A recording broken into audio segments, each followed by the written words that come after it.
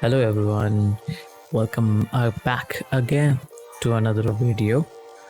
And if you are new to the channel, my name is Akash and I'm senior character artist at Ubisoft. We have been creating a dragon girl here, and this video is all about creating a tail.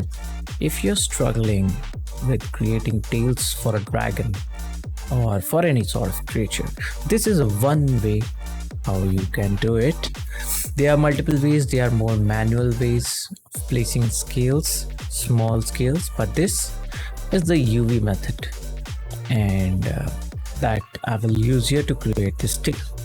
So before that, hit like, subscribe if you haven't done it. Also like the video for this class fee. It's mandatory, you cannot go away with it. So what I'm doing is I am trying with different brushes. I was trying actually with different brushes, which was not working out for the lower part of the tail, the bottom area. Then I went ahead and did a mistake of creating a seam line separating the bottom and top part. Why? You will understand later. But now I am creating a mask to separate these two areas using a polychrome. Why am I doing that? Because even without UVs you can project the noise pattern for the scales, but yeah, I want UVs and I want them to be separated in two parts, which will be the top part and the bottom part. For that I am masking it out, I'm polygrouping it. But then if you go down for UVs, you will notice that the polygroups are pretty much useless. They are jagged, they are everywhere. So what I'll do, I'll just excuse me, also I am a little sick, I have cold, but that's me creating videos.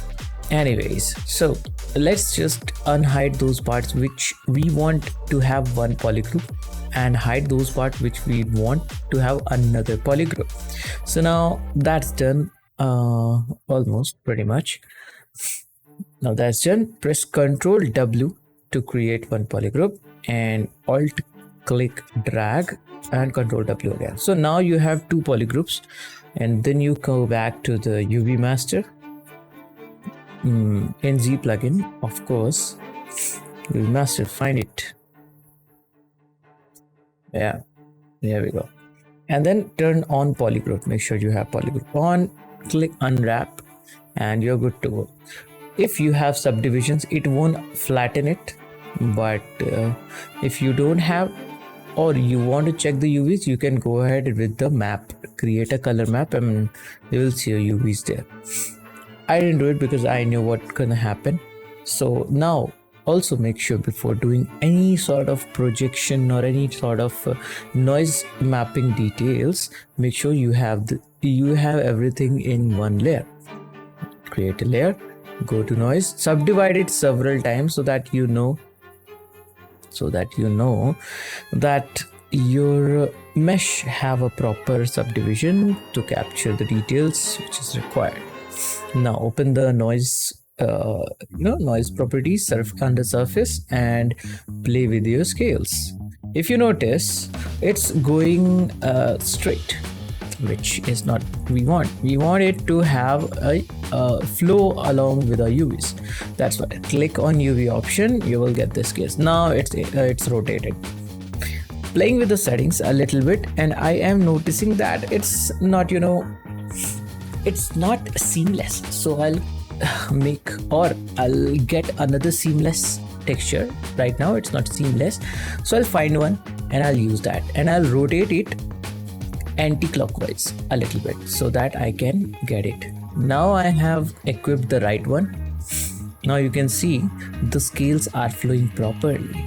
I can apply the details onto the mesh under the surface option. And here what I was telling you, I did a mistake of creating a separation between those two because it was supposed to be distinguished with the polygroups. So now I have to erase a little bit of those damn standard lines which I created, but no need to do it pretty quick. So yeah, I hope this makes sense till now. What we did, we created UV islands using polygroups, and we got a nice stylable alpha. Here I am trying different brushes from ZBrush guides for the scales, but it wasn't looking nice. So I'll just go ahead with the manual work. So what we did actually is we created UVs and then we projected noise surface on the unmasked part. Make sure you have the mask, otherwise it will come on all over the surface. You can refine mask, you can do whatever you want. And when you have polygroups, you can easily select your polygroups and mask that area out. So here I'm using a brush which is mainly used for clothes. This is a VDM brush, virtual displacement, but what I'm doing here, I'm using that because it gives me nice result.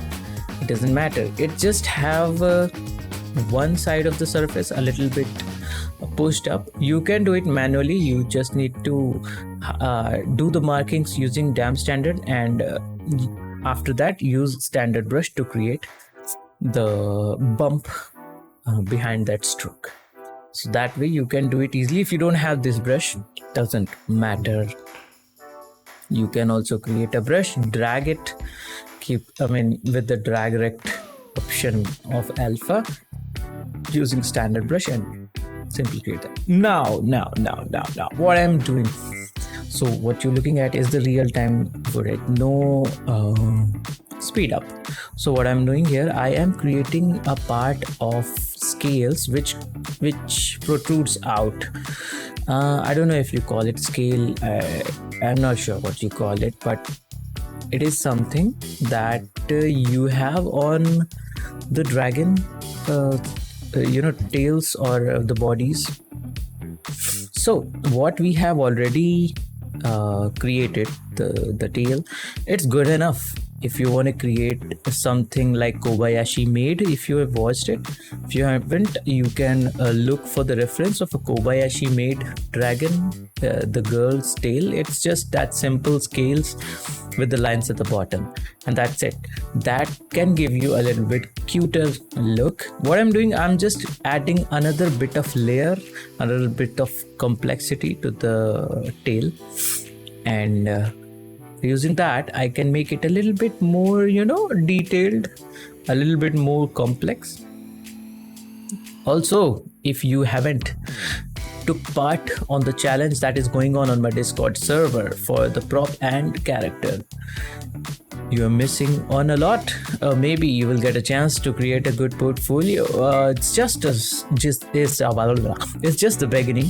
It's just the start. So a few people have already took part who have time. If you have time, you wanna take your hands on the challenge, go ahead and do so. It's on my Discord, the link is in the description. You can go ahead and find more details there. And now one thing is ready. As you have noticed, I took a sphere, I shaped it along, I dynamiced it a little bit and polished it. Trim dynamic using trim dynamic and edge polish. I created this weird looking shape. At first it was looking a little bit weird.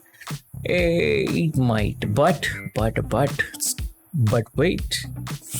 Let me just place them at the proper place, scale them down, and now it's the placement process. We can speed it up a little bit. Let's go. Also, 90% of you who watch my channel are not subscribed. Please subscribe, it supports, it gives me more motivation, and it will speed up the process, and yeah, everything. Just subscribe to it. Just do it. And now let's place it in a linear manner. So the full detailing video will come for this girl as well. Already 2 of the videos for the block out and hair sculpting is already on the channel. If you haven't watched it, go ahead and do so. It's nice, it's fun. And what I'm doing here is I am just placing the same scale using control and using the gizmo If you hold control and drag on any axis, it's gonna duplicate your mesh if you don't have any subdivision, which luckily I don't, and I planned it that way. So now I can place them, and I don't have to duplicate them, create another subtool for that, and place them, creating hundreds of another subtools. To avoid that, I'm doing this method because it's not noticeable. I've got enough details which I wanted to give. Now I can just place it. Make sure the more down you go, at the narrower part, you scale down these scales. I call it scales as well. Let's go. So now that's done. All you can see, the tail's looking pretty rad, pretty dangerous. If you can get one hit on this, I don't know, your jaw might displace. Anyways, so some slow management. Since everything is manual, you can use more topological and simply move each scales randomly or make it more flowy. I might detail it a little bit further in my later on videos, but for now, this is the way how you can create tails, or you can detail a tail using this simple technique. So under 10 minutes you've got a tail, pretty detailed and pretty good for a cute character. So yeah, isn't it impressive? If you liked it, please like the video as a class fee and subscribe to my channel. I will see you in the next one. Peace.